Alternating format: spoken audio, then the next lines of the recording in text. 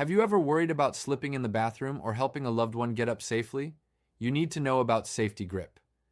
Unlike outdated smooth metal grab bars, Safety Grip has a unique textured design that gives a better grip and more control, especially for those with weak or tired hands. It looks great, feels secure, and installs just like a regular bar. Visit heartmobility.com to learn more. When I turned 40, I had a loud announcement about my hormones. So I ended up having a benign fibroid on my uterus, and it wreaked havoc. And unfortunately, it took me a long time to find the proper doctor to get the care that I needed. So long story short, I ended up bleeding for 77 days. And I had to educate myself because I didn't have the proper care. Though my gynecologist was a female, she was a little bit younger than me. She was in her 30s, and I was brushed off as only having, irregular period because I was in my 40s. I've hit 40, so everything changed now. I wasn't accepting that answer, so I made sure that I went and found the right answer. Welcome to the Aging Together podcast. I'm your host, Dr. Pooja Ashok Patel, an occupational therapist with board certification in gerontology and additional specialty certifications in dementia and fall prevention. In this podcast, I interview guests who are experts in their fields and caregivers who share their lived experiences. Let's meet today's guest. Today's guest is Karlin D. Soelberg, the founder and CEO of Empowered Fitness and Recovery, LLC, a premier wellness club in Arlington Heights, Illinois. Known for her bold science meets soul approach, Karlin helps women break through burnout, balance their hormones, and rediscover their strength inside and out. As a best-selling author of Get the Edge, Hormone Health for Women, Karlin guides readers to understand the real story behind their changing bodies and reclaim their energy through smarter movement, recovery, and mindset. Her work blends the intensity of fitness with the power of restoration, showing that sustainable results come from harmony, not hustle. As a Yoga Alliance registered yoga teacher and passionate advocate for women's health, Karlin's mission is to help women thrive through every decade and not just survive them. Through Empowered Fitness and Recovery, she's redefining what it means to age strong, live vibrant, and feel unstoppable. Karlin, what a powerful introduction. Thank you so much for joining me today. Thank you very much for the opportunity. Absolutely. Well, so let's start with how you got into this. What first led you to focus on specifically hormone health and fitness? Was it personal, professional, both? So I've always kind of been a mini athlete. I was a cheerleader way back in the day, and I continued to work out throughout my 20s and 30s.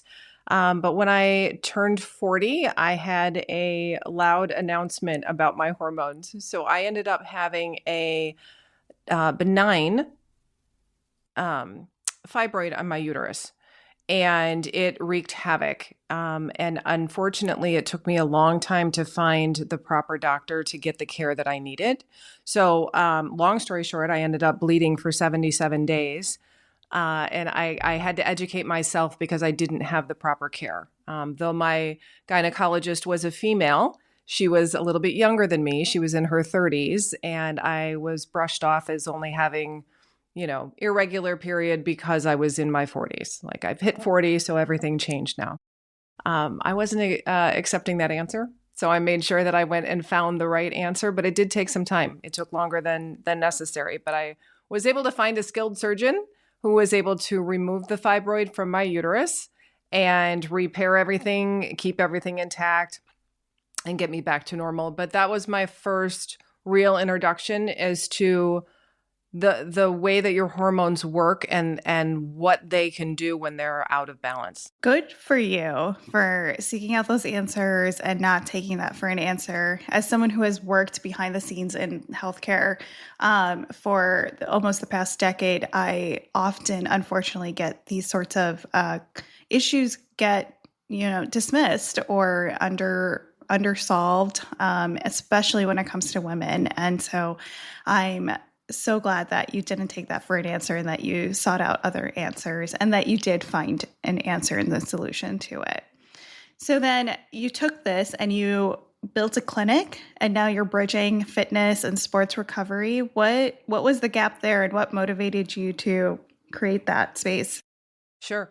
I educated myself in my 40s a little bit about the hormones and then kind of went on my merry business. And then when I was 48, I started to have perimenopausal symptoms that I wasn't really aware of.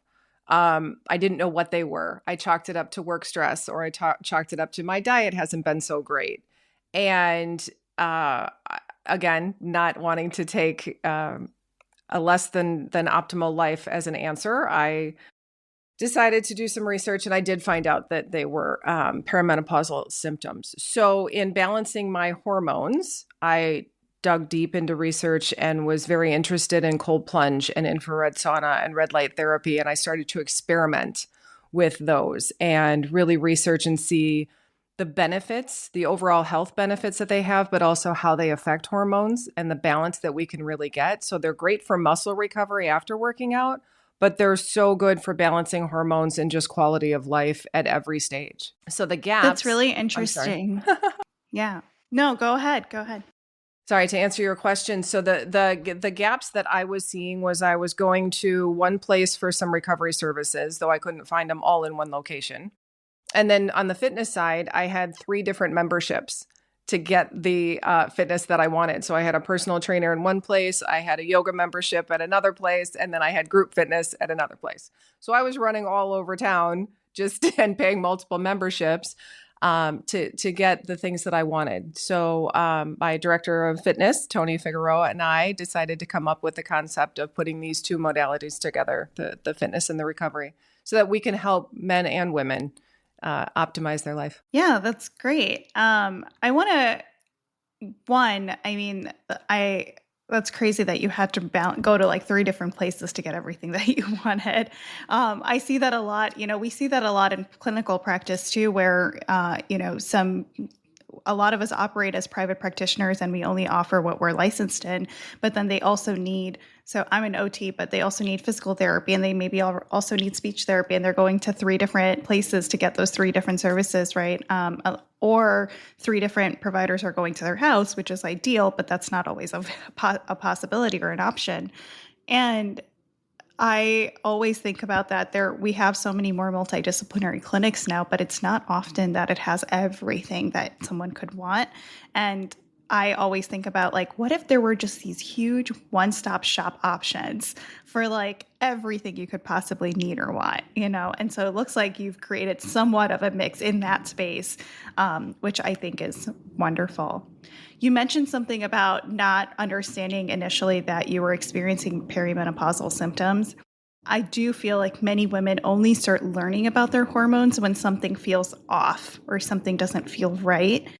What do you wish, after everything you've kind of learned, what do you wish more women understood earlier about hormonal changes that sort of happen across the lifespan and how to really get on top of that? So I would say first realize that hormones aren't just, about fertility and menopause. There's this whole life that's in between and before and after where our hormones come into play. And they are your friend. They do help everything in your body function. I feel like they get a negative connotation because they're so tied to menopause that it's often discounted how much we need them just to function. You can't live without them.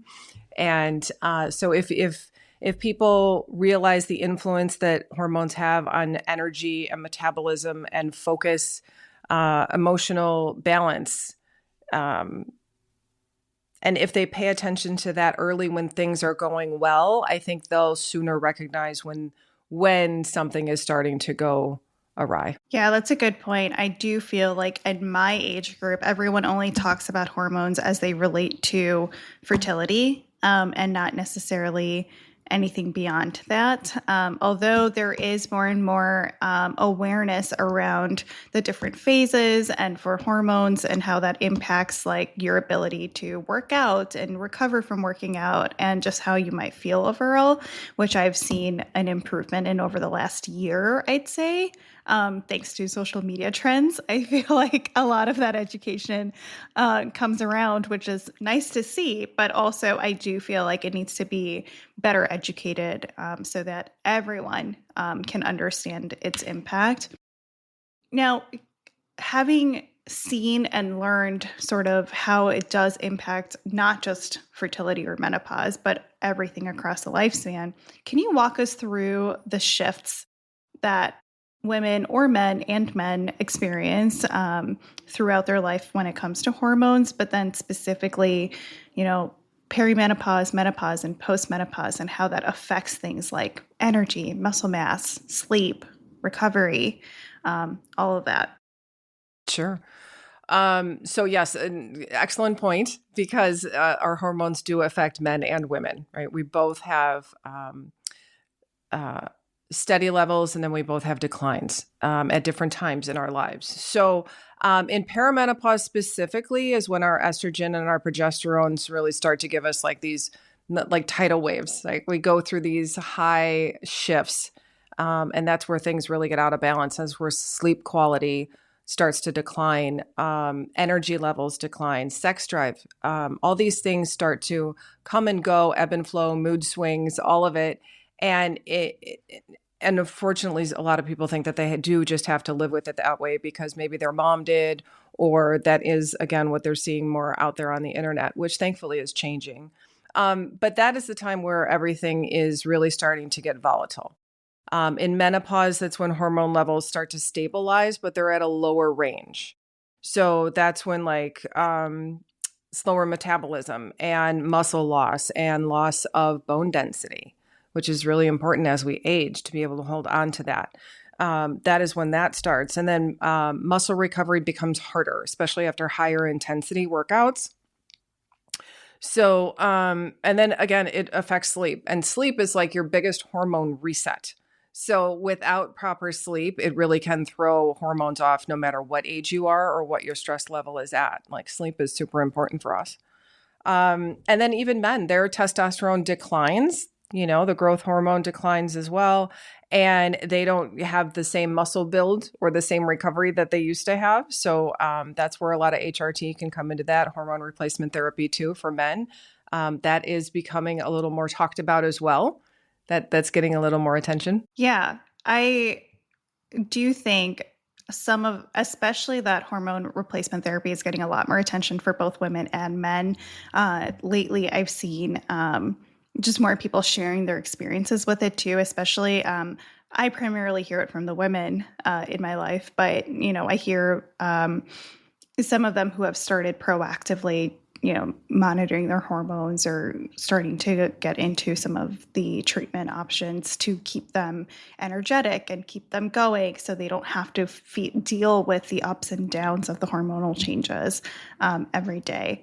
And so that really impacts the quality of life, right? Like that really impacts how people continue to work and continue to show up in their day to day. I just think about, like my mom or my grandma who didn't have access to that stuff. And it's one of those things of like, we watched them for years, struggle with some of this stuff. And it really impacted their ability to kind of, just enjoy life. Especially I feel like today, a lot of people are still so active in their 50s and 60s and beyond. And to have to deal with low energy and poor rest and aches and pains just because of hormonal shifts that could be managed, I think is a great opportunity for a lot of people that it could benefit or that it could be useful for. Absolutely. I do want to get into, we touched on social media. And of course, with social media comes a lot of misinformation too. So there's a lot of misinformation online about midlife hormones and how that impacts everything. What are some of the biggest myths and misconceptions that you often find yourself seeing or hearing and or correcting most often? We'll be right back. Quick pause. Are you caring for a loved one? Recharge inside the Aging Together Caregiver Hub, our free online community packed with expert tips, live Q&As, and peers who truly get it. Join in seconds at aging-together.com, then dive back into the show feeling supported.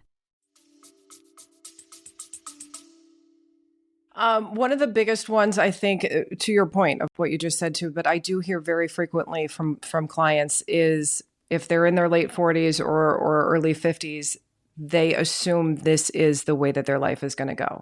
It has been pounded into their head that if they're at this age and they're female, that's just the way it's going to be. You know, I can't lose weight because I'm 52 and, you know, it's just going to be this way. It's just not true. But unfortunately, that is, you know, one of the myths that is out there. Another one that also comes up is the other end of the spectrum where, one thing can completely fix all of your hormone problems. It's either one pill or one supplement. And it, you know, it's a spectrum that works together. So there isn't any one magic bullet that's going to help. I would say that with perimenopause and menopause, it's more about tweaking where you're at and paying close attention to where you're at, sleep quality wise, stress levels, what your nutrition is, what your recovery is like. Are you meditating? Are you doing yoga? Like, keep a little journal for yourself so that then when something isn't exactly, you know, as it was, that can help you and your practitioner, you know, identify where you're at or what might be helpful to get you back in alignment, so to speak. I think another thing too that I hear a lot from some newer clients is they think that it might be too late. And it truly is never too late. Like, we have clients that range from 23 to 84. And we have a lady in her 70s who has never worked out before. And she is just now learning how to do sit-ups. Like, she's always walked, always done cardio, but she is now learning and getting those muscles, and she's in her 70s. So it's never too late. I love that you pointed that out. It really is the whole, like, it's too late to do anything mentality in life, you know, is so, I almost feel like it's like carved into our thought processes. Like, that's just how we're raised to think and believe. And it really applies to health in a big way, because people think that if you've always lived a certain way, you can't change it when you get older. It might be a little harder, right? But it's not impossible. And I do appreciate you saying that. Can you talk a little bit more about how hormones interact with exercise and recovery, especially like you just mentioned with strength training or endurance work as women get older? Yeah. So let's see. So estrogen and growth hormone decline, and we don't recover as quickly as we age. So lifting weights supports muscle and bone health, and recovery along with that. It reduces inflammation. So then it helps us to come back and be able to train, you know, and it's not about the intensity level so as much as it is doing the right combination of things for the stage that you're at. You know, so sometimes you're going to want to be more cardio heavy, or you're going to want to be more strength training, or really, depending on stress levels and where your hormone levels might be at, you might want to focus more on an actual reset where you need to spend more time with recovery, restorative yoga, you know, things that really calm the mind, which also then balance out your hormones. That's interesting. And I think that feeds into my next question here is on, for women who are noticing changes in their strength or body composition or stamina, what are those realistic fitness approaches that actually work with their hormones and not against them if they're so intertwined? So I think moving away from, you know, like a more is better mindset. It isn't always about more. It really is more about the right combination of things, and not losing the motivation to change, right? Hormone efficiency can be somewhat of a mystery, and you have to be a detective.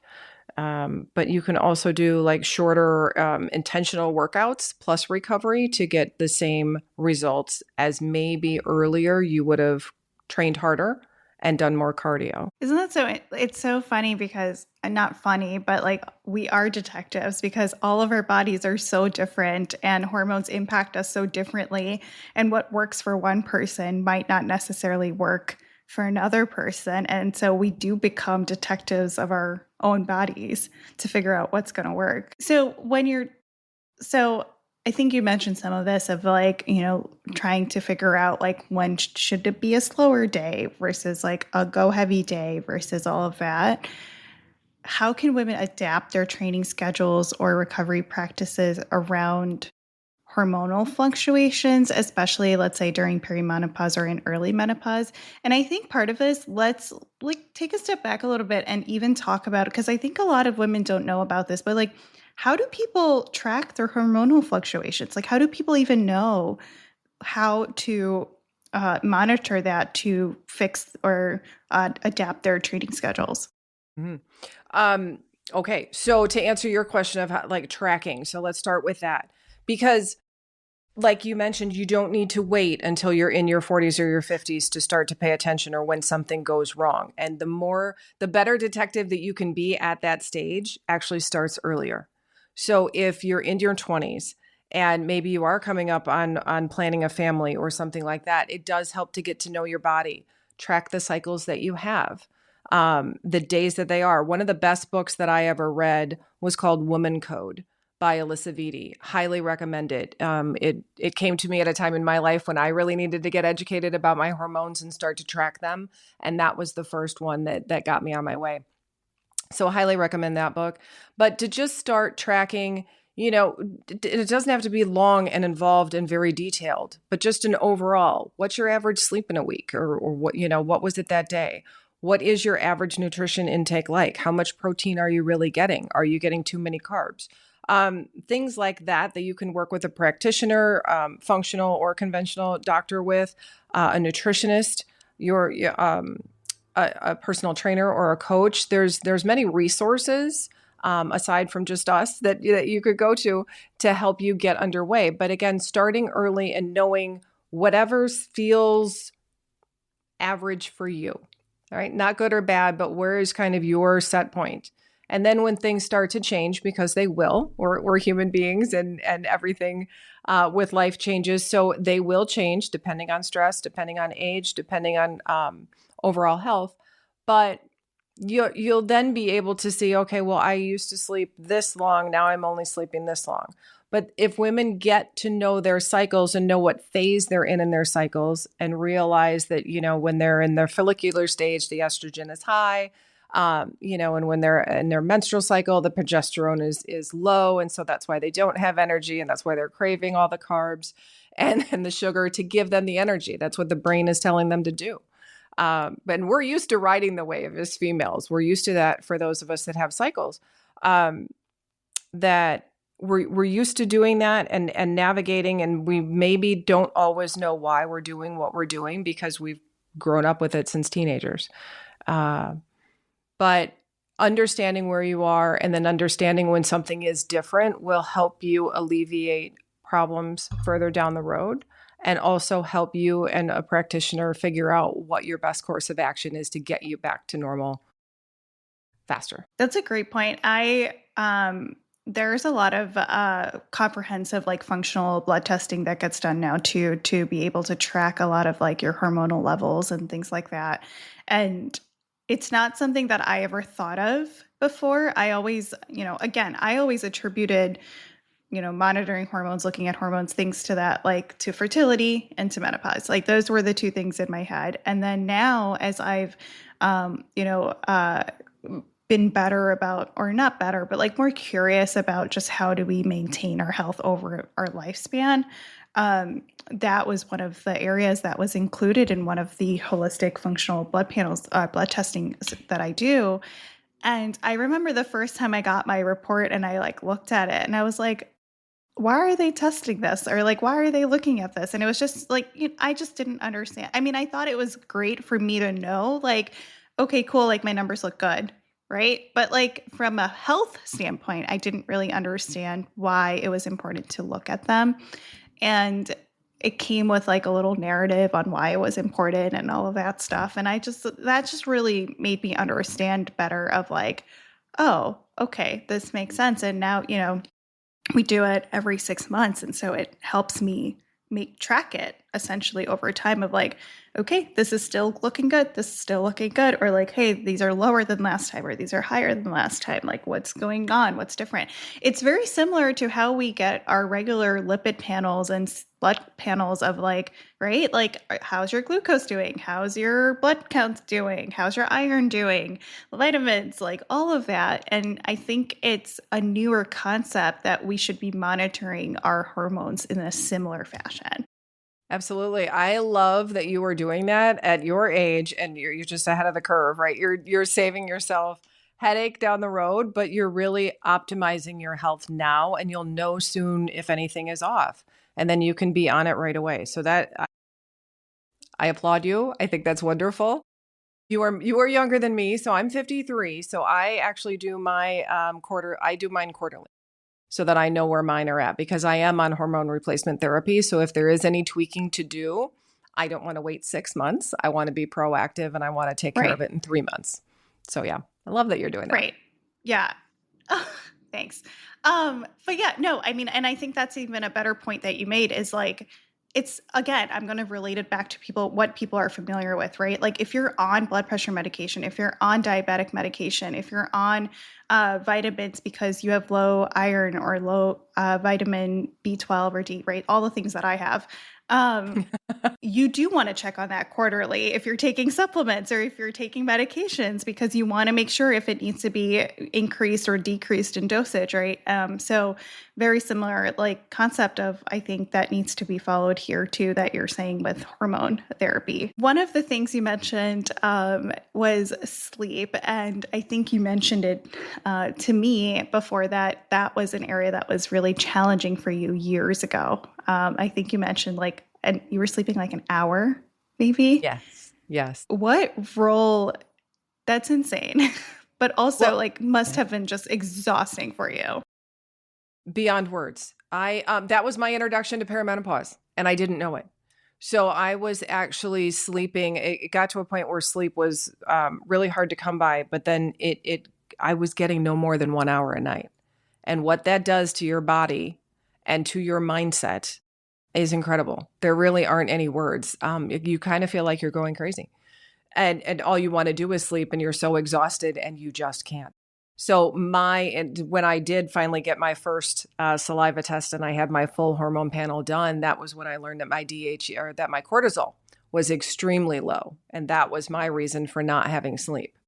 So where a conventional doctor wanted to put me on birth control pill to balance hormones because I was 48, when I got that panel back from a functional medicine doctor and realized that I didn't need any estrogen, I had plenty of that, but I didn't have my DHEA to kickstart my other hormones. So that helped to get my cortisol going. So that was what I started with the hormone replacement therapy, was DHEA. But back to your question about sleep, I did, after I started the DHEA, then I really had to take sleep into my own hands because I couldn't function anymore that way. So I ended up making sure that I have blackout curtains, still do. I sleep with it at 65 degrees. No matter what time of year it is, it's 65 at bedtime. And I always try to make sure, I'm not 100%, but I try to make sure that I do a wind down process before I go to sleep. One of my favorite things to do is restorative yoga. Even a pose or two for 10, 15 minutes can really help to just activate the parasympathetic nervous system, get you in a calm space, and you can really sleep. Yoga Nidra is really great. There's a lot of things that you can do to unwind. Obviously, or maybe not obviously, but one should avoid caffeine and alcohol right before bed for the best quality of sleep. I probably don't have caffeine. Very rarely do I have caffeine, maybe after 11 a.m. And really now I only have 1 cup of coffee in the morning. I don't have multiple like I used to. as we age, sometimes the body doesn't accept caffeine as well as it did when we were younger. But yeah, eliminating screen time, either on the tablet or the phone or the TV an hour before bedtime to get those blue lights away from your brain will help you to get to sleep faster. And I have found two of the best things for sleep. Well, restorative yoga is really good, but red light therapy helps me to sleep much better. And then also meditation. So the more consecutive days in a row of meditation that I do, the better the quality of sleep. And you do that right before bed? No, not all the time. With meditation, meditation's kind of magical. It doesn't really matter what time of day you do it. Your body appreciates it at any time. So even if I meditate in the morning, it will still have an impact on my sleep that night. Yeah. I think those are all great points. Sleep is an area that I often educate family caregivers on when they're dealing with a lot of stress from caregiving. And it's one of those similar processes of, have a wind down routine, limit your alcohol and caffeine. Screen time is usually the hardest for people for different reasons. I think the older population's used to TV before bed. For us, we're on our phones before bed. So there's a difference there. We don't have a TV in our bedroom, but we have our phones. And so it's like, but I also do, part of it is what are you doing on your phone before you're going to bed? If you're doing a lot of stimulating activity, then that's not going to be helpful. But I like to do like a wind down read. Physical books are always helpful, or better. But if that's not an option, then even just like a reading where don't read a mystery book, but yes. If you're reading like something that could potentially help you fall asleep, then that's often okay. But sleep is so important. It's something I've been a huge advocate for. I was the boring college kid who like slept 8 to 9 hours every night. It was like, I knew it was important for me to be able to do well in school and feel well and all of that. And still to this day, it's like anywhere from 7 to 9 hours every night. Like that is one of my non-negotiables of making Awesome. sure I get good rest. But one of the things is like, it's not just the quantity of sleep, right? It's the quality of sleep. And so even if you do get 4 or 5 hours of sleep, it's not that it's necessarily going to be harmful if it's really good sleep. But if I'm sleeping 8, 9 hours, but I'm waking up 4 times at night, then that's not helpful to me either. Exactly. And so I think it's really important for people to learn that piece of it too, where it's the quality of sleep too, not just the quantity. And so things like those blackout curtains, sound machines, anything that is going to prevent you from potentially waking up in the middle of the night is helpful. Now, specifically, is there something within sleep that plays a role in hormonal regulation and recovery? There is. It just does help to balance overall your hormones. It just is really the greatest reset for your hormones that you can do. Yeah. How long did it take you to get back into like a good sleeping pattern? I think probably I started to notice within a week of being on the DHEA that I was able to sleep more than an hour. But I think to really get back to the point where I could sleep for 6 or 7 hours, that probably took almost a month. Yeah. And that's the other part. Like, it's not an overnight fix. Like, this stuff takes a while and you have to stick with it. It does. It does. And you have to listen to your body as you do tweak, right? If you make a change, even if it's to your sleep and you're not on any supplementation, you still need to pay attention to, okay, well, did this actually help me? Was I tossing and turning more? Is there something that's different than the last time? Like it all, paying attention to your body and how you react, how you feel the next day, how you feel the next week really makes an impact on your overall health and your vitality. Yeah. Yeah. You've talked a lot about red light therapy, and it seems like it's something that you really enjoy. It's been gaining traction I almost feel like in multiple industries. I'm seeing it a lot for people who work in skincare. I'm seeing it from makeup artists. I'm seeing it from dermatologists. There's a lot more traction on the benefits of red light therapy. You're speaking of it from like a general perspective of like red light therapy helps with hormone regulation. Can you explain what it is, how it works, and what the benefits someone can actually expect from it? Sure. I am a huge fan of red light. Huge fan. So sorry, I've got a little puppy here.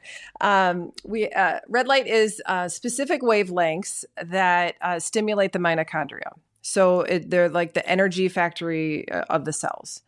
And when the cells are charged, they can repair. So that's where the muscle recovery and that comes in. But it's also really great for people who are diabetic, for neuropathy, inflammation throughout the body. It helps to produce collagen, and that also helps to support the joints. It helps for the aesthetics. It just repairs and rejuvenates the cells throughout your entire body, depending on the unit that you have. But the one that we have is a full body plus face. It can help with the smoother, healthier skin.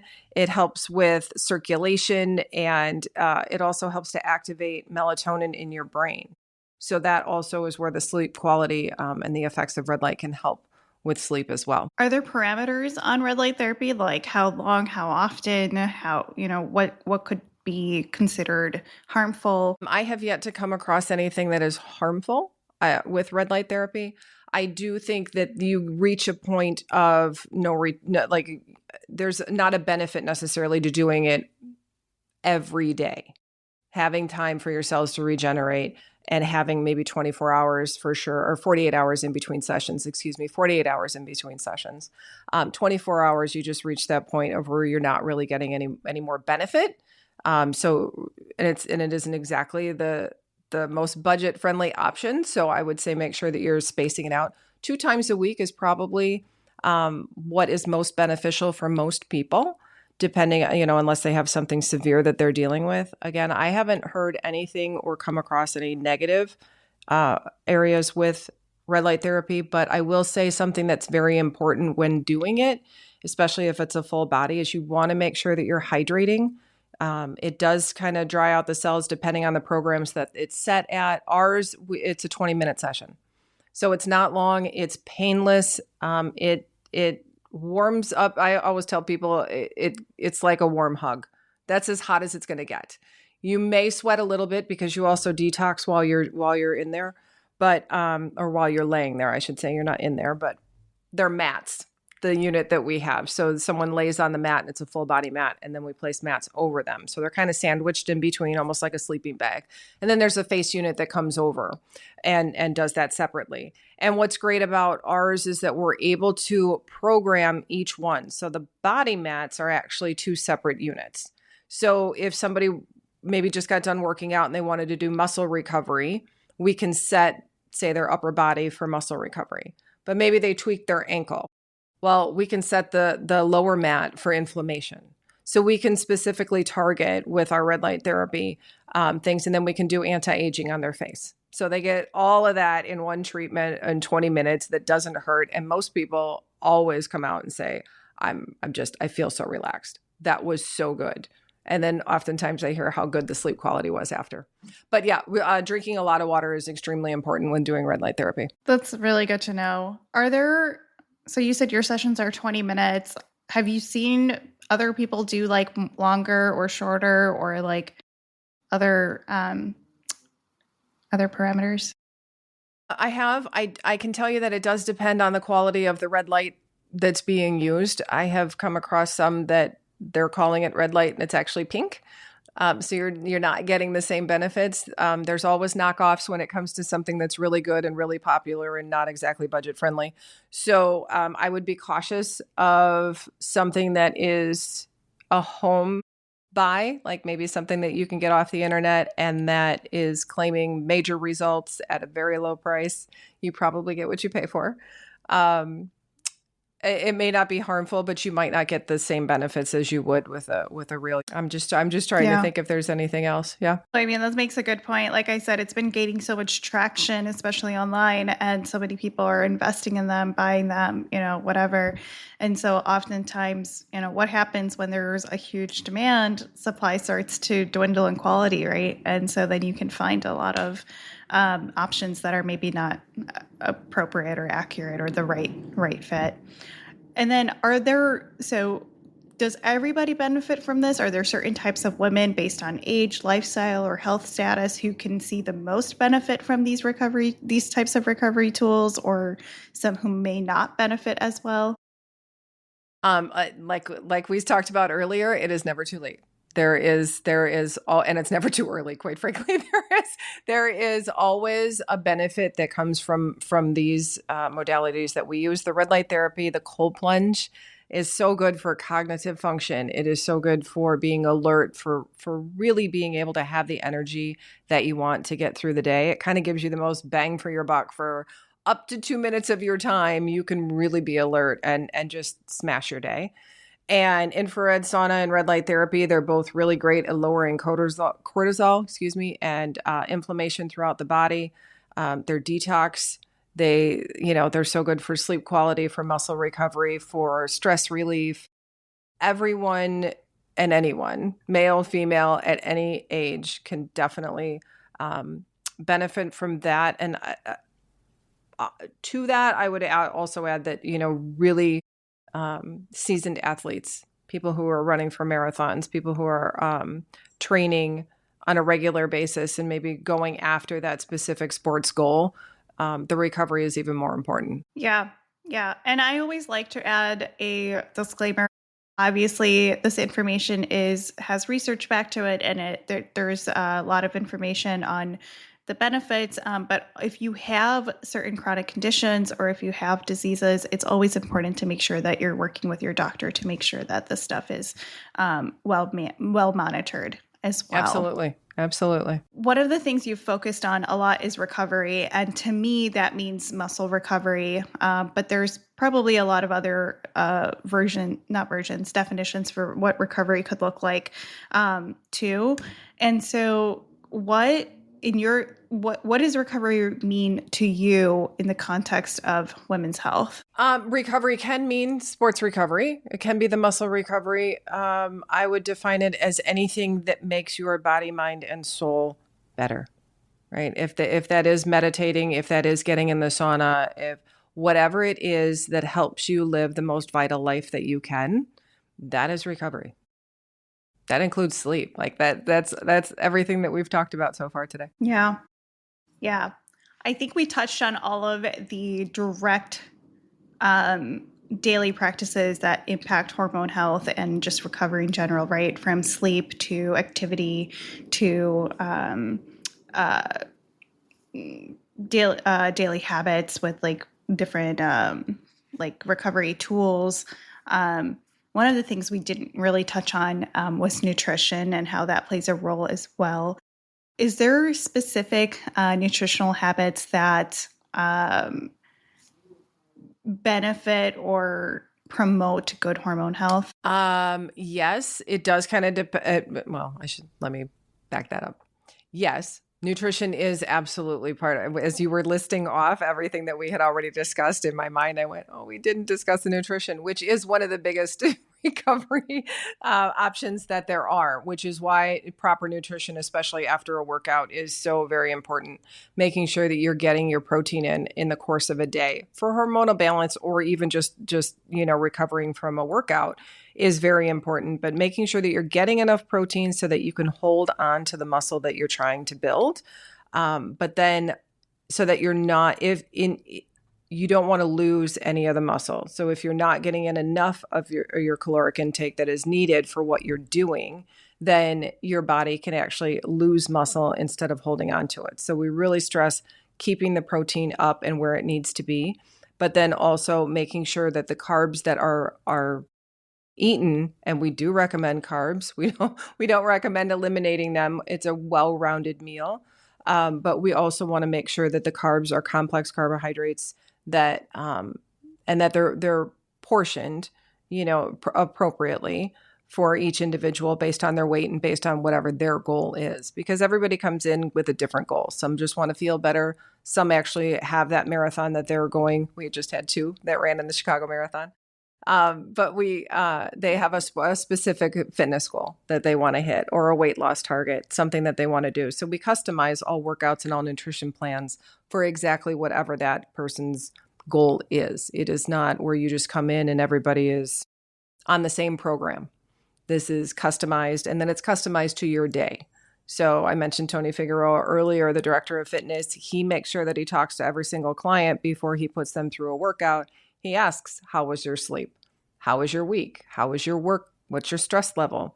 What's going on with your kids? Like, he finds out where they're at so that he can make sure that he can get the most benefit to them. Yeah, I think that's really important to note. A lot of us, go day to day, we do our workouts, but then some days we feel like we didn't have a good workout, and it might have been because it was the wrong workout for that day, right? Maybe, like you mentioned, like if you didn't sleep well, or maybe you had a day full of parties yesterday and you just ate like crap all day, and then you're going to feel like crap in the gym the next day, right? And so I think it's important to also bring that awareness to your body and learn what that means and what that feels like, so that, just because it's, strength training day doesn't always mean that you have to do strength training if that's not what you're feeling up to, right? There are many days.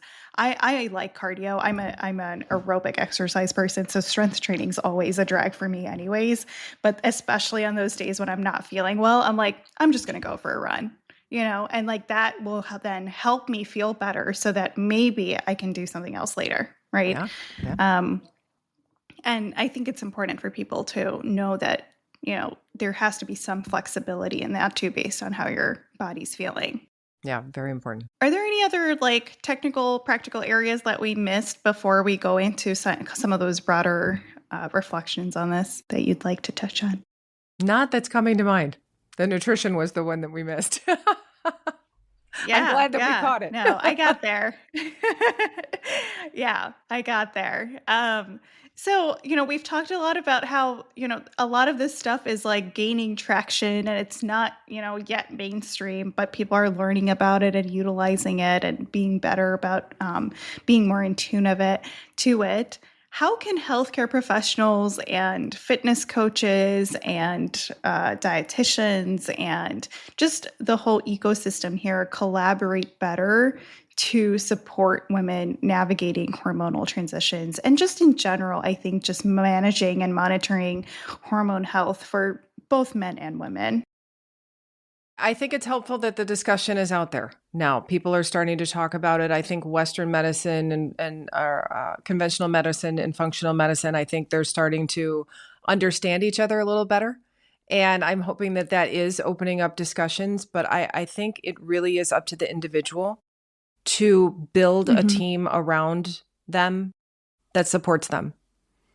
I personally have a conventional doctor. I have a functional doctor. I have a personal trainer. I get my quarterly blood work done. I have a team that is around me that supports me. This can be family, it can be friends, it can be therapy groups. But getting the right practitioners is extremely important so that you have the support that you need when you need it. And I don't know that we're always super good at building that before it becomes a necessity. So being proactive. That's one of the areas that I try to work in is, proactive versus reactive, but we have such reactive systems that it's burned into our brains. And it's really hard to get people to truly be proactive about their care and their health and whatever it might be. But that is the options are out there. And if you individually take ownership of it, then there's possibility there. What advice, I think part of it is being proactive, but what advice would you give to women in their 40s or 50s, or maybe even younger, who are just starting to notice these shifts and want to take those proactive steps? I want to encourage them that they have the power to do so. There is support that is out there. There is good help that is available. There is no reason to settle for a less than optimal life. You absolutely have the right, and you have tools available to you to really live the life that you want to live. There is no reason to live less than that. Yeah, that's really, really important. Looking ahead, what is your hope for how we as a society approach women's health, fitness, and recovery in the next decade? Next decade. That's going to be interesting. There's a lot coming. I think know. it is going. It's great though. I think know. it's going to be. I think it's going to be fabulous. I think it's going to be. I think it's going to become much more mainstream. My hope is that it will be far more accepted than it is now. That we will shift the mindset from rest and recovery is a luxury, and that it really is a necessity so that we can live the life that we're meant to live. That's so true. And I have started seeing that shift of rest is not just recovery. There's so much more to it. And that it's not, what's it called? Like it's not being lazy. We get that one too sometimes. Yeah. Yeah. It's not being lazy, and it's not something that you need to deserve. It's something that's required for good health. Yes. And that it can't just be something that you're waiting to do when everything else is done and when you have time. Because if you don't prioritize it, you're actually not going to have time to do anything. Yes. And especially as women, we tend to, generally speaking, we tend to put others before ourselves and to do everything else and make sure that that to-do list is scratched off before then we give ourselves the 5 minutes at the end of the day. So hopefully that is part of what's coming in with change too. Yeah, definitely. Karlin, this was such a great conversation. Thank you so much for being here with me today. How does someone find you or reach out to you or learn more about the things you do, or even if they want to grab a copy of your book? Oh, that's great. So the book is available on Amazon. There's a book series that's there, but that can be purchased there. Our website is empoweredfitnessrecovery.com.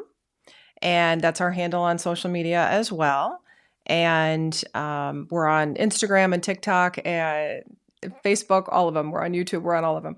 So we're there. But locally, we're at 3350 West Salt Creek Lane, Suite 109 in Arlington Heights. Awesome. Well, Karlin, thank you so much once again. This was really a great way to round out our season. Thank you so much. I appreciated being here. Absolutely. What a powerful way to close out this season of Aging Together. Today's conversation reminded us that women's health is not static. It evolves, adapts, and deserves attention at every stage of life. Whether it's learning to listen to your body, embracing strength through change, or finding new ways to recover and restore, this episode was the perfect reminder that aging well is about awareness, intention, and action. Over this past season, we've explored technology, caregiving, community, advocacy, and now women's health. Every guest brought a unique perspective that's helping us all redefine what it means to age together with purpose and possibility. From the entire Aging Together team, thank you for joining us this season. Don't forget to follow, share your favorite episode, and stay tuned because we'll be back next year with even more stories, experts, and inspiration to help you age well, live fully, and care deeply. I'm Dr. Pooja Patel. Thank you for being part of our Aging Together community. We'll see you next year. Thank you for listening to the Aging Together podcast. This episode was produced by me, Dr. Pooja A. Patel, in partnership with Natural Eye Media and is supported by our Season 4 sponsor, Safety Grip by Heart Mobility. To learn more about them, check out our sponsor spotlight episode. If today's conversation helped you, please follow the show, share it with a friend, and leave a quick rating or review. Your support keeps the podcast free, at light, and growing. Want more? Join our live sessions every other Wednesday and unlock the subscriber-only audio replays through the link in the show notes. Until next time, let's keep learning and aging together. Take care. Aging, illness, and injury can make the simplest movements feel daunting. That's why Safety Grip was designed with compassion at its core. Its deep, textured surface offers real control, especially for hands weakened by arthritis, neuropathy, or stroke, helping restore not just safety, but dignity. Because when you or someone you love needs support, it should feel like someone's there to help. Visit heartmobility.com to learn more.